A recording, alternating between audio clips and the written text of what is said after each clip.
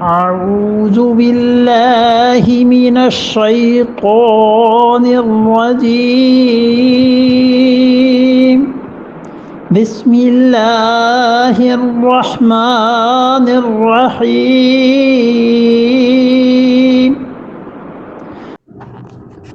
قل يا أهل الكتاب لا تغلوا في دينكم غير الحق ولا تتبعوا أهواء قوم قد ضلوا من قبل وضلوا كثيرا وضلوا عن سواء السبيل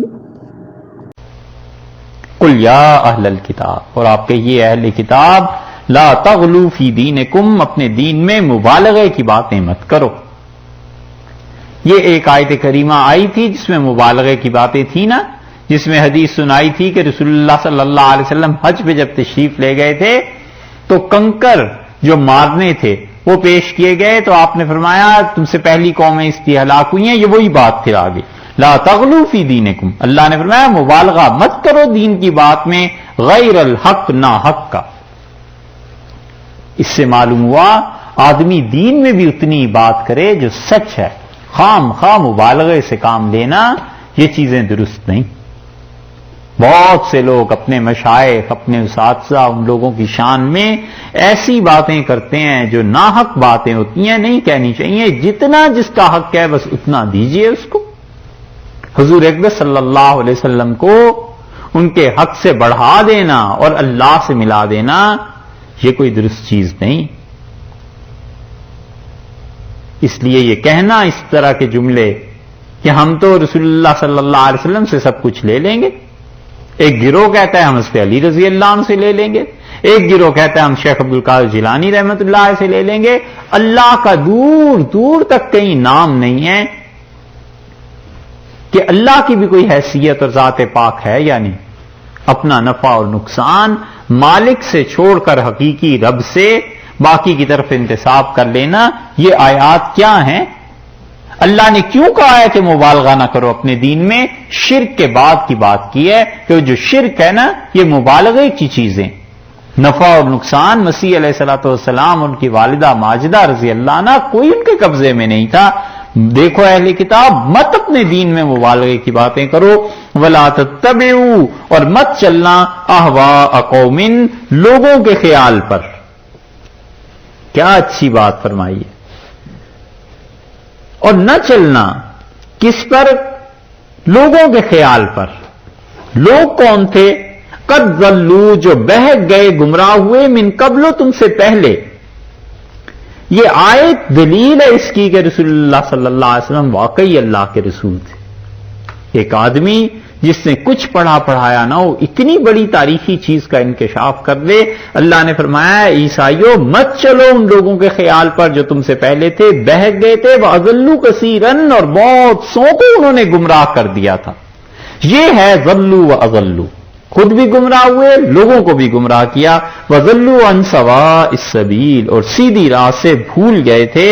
اس ایک ہی آیت میں 3 مرتبہ اللہ نے کہا ہے وہ گمراہ ہوئے۔ بات یہ ہے کہ ان عیسائیوں سے پہلے گمراہ کون ہوا تھا؟ اللہ نے کیا کہا ہے کہ ان گمراہوں کی راہ پر نہ چلنا؟ یہ شرک شروع ہوا مصر سے، اور مصر والے سب سے بڑے مشرکین تھے اپنے زمانے کے۔ اب تک ان کی شرک کی داستانیں پڑھی جا سکتی ہیں، کیسی کیسی عبادتیں کرتے تھے، کیا کیا چیزیں کرتے تھے۔ اور مصر سے یہ شرک سیکھنے کے لیے یونانی آتے تھے، اور اسکندریہ کا نام پرانی یونانیوں کے ہاں بھی ملے گا۔ افلاطون یہاں آیا تھا علم سیکھنے کے لیے، اور افلاطون یہاں سے بھی شرک سیکھ کے گیا ہے۔ ستاروں کی عبادت ہوتی تھی، ہیکل قائم ہوتے تھے کہ تقدیر میں بدلنے میں کن کن چیزوں کا ہاتھ ہے۔ یہ جتنے یونان کے گریک فلاسفرز پہ ان کی اکثریت آئی ہے مصر میں، اور انہوں نے یہاں سے علم حاصل کیا شرک کا، اور کچھ آئے ہندوستان میں، ہندوستان سے شرک یہ لے کر گئے، اور یہ پوری ایک کھچڑی پک گئی۔ کچھ ان کے پاس اپنا علم تھا یونان والوں کا، کچھ انہوں نے مصر سے شرک کو اٹھایا اور ہندوستان سے، یہ سارا شرک اکٹھا ہو گیا۔ اور پھر سیدنا مسیح علیہ الصلوۃ والسلام کے معاصر جو یہودی تھے، فائلوں کا نام آپ کہیں سرچ کریں یہ کون آدمی تھا، آپ کو پتا چل جائے گا. ہم اس کا حوالہ اس لیے دے رہے ہیں کہ اب تک اس کا نام مل جاتا ہے کتابوں میں. یہ حضرت مسیح علیہ الصلوۃ والسلام کا ہم اثر تھا.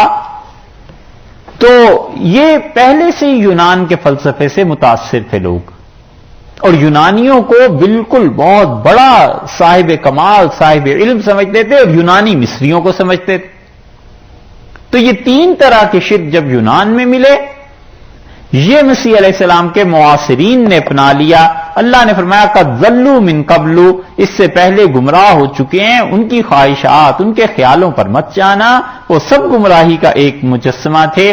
اور اس کے بعد عیسائیوں نے انہی عقائد کو لے لیا، اور اس میں سینٹ پال جو تھا اس نے بھی شرک ملوث کیا.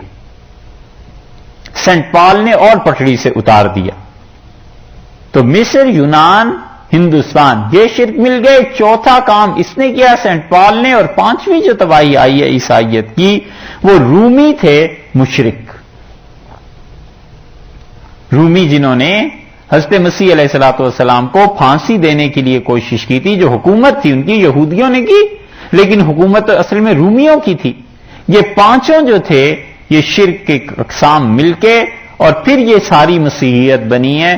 اس لیے آپ اس کو بیک ٹریک میں اگر لے کے جائیں گے تو آخر پہ پہنچ کے مصر آ جائے گا اور یونان آ جائے گا. اور سینٹ پال نے اس فلسفے کو اور ان چیزوں کو اس میں ڈال دیا کہ کچھ مقدس روحیں ہیں، کچھ مقدس چیزیں ہیں، وہ خدا کے یہاں سفارش کر لیتی ہیں، وہ خدا سے کام منوا لیا کرتی ہیں، اور ان چیزوں پہ تم بلیو کرو گے تو نتیجہ یہ کہ تم اللہ تک پہنچ جاؤ گے. اور اللہ نے اجازت دے دی ہے کہ جب اپنے بیٹے کو کفارے میں اس نے قبول کر لیا علیہ باللہ، تو پھر تمہیں سارے گناہوں کی اجازت مل گئی. حضور اقدس صلی اللہ علیہ وسلم اپنی ذات سے کبھی بھی نہیں جان سکتے تھے کہ مصر میں شرک ہوتا ہے. وہ تو حجاز مقدس سے کہیں باہر نہیں گئے تھے، اور اگر عربوں کی اطلاع آ بھی گئی تھی تو حضور اقدس صلی اللہ علیہ وسلم کو یونان کی کیا خبر تھی، کیا علم تھا کہ یونان کی تہذیب کہاں جا کر عیسائیوں سے ملتی ہے. اللہ نے فرمایا اسی لیے دیکھا ہے قرآن کی بات.